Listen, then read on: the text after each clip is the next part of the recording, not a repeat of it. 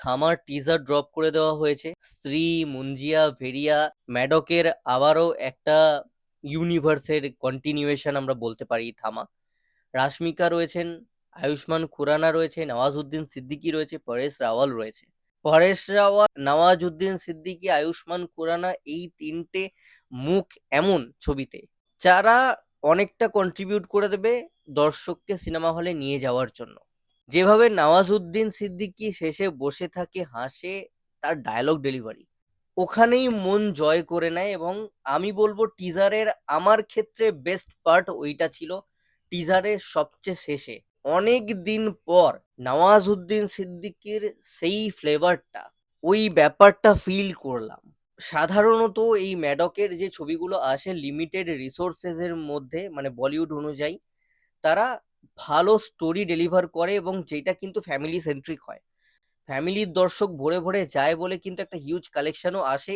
খুব ক্যাজুয়াল জিনিস আজকের ডেটে দাঁড়িয়ে হলেও এই যে নায়িকার ইন্ট্রো হচ্ছে ক্লিভেজ দিয়ে, এবং সেটা কিন্তু মোটামুটি এক্সটেন্ডেড সিন এই টিজারটার মধ্যে। নায়িকার শুরুটাও ওইভাবেই কিন্তু মাথায় রেখে টিজার ডিজাইন করেছে ম্যাডক। এই জায়গাটা আমাকে একটু ভাবিয়েছে। দেখবে ভালো করে দূর থেকে, তারপর জুম করে, সামনে থেকে সমস্ত ভাবে ওই সিনটাকে দেখিয়েছে। শুরুতেই নায়ক নায়িকার ইন্ট্রোর মধ্যে নায়িকার ইন্ট্রো, সেখানে এরকম সিন।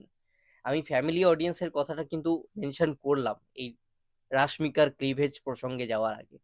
সব ফ্যামিলিতে সবার নজর সমান নয়, তুমি আমি যাই বলি না কেন। এদের ইউনিভার্স আসেই পরিবারের জন্য। পারিবারিক দর্শকই 600 কোটি, 200 কোটি, 250 কোটি যেটাই বলো দেয় ভরে ভরে দেখে।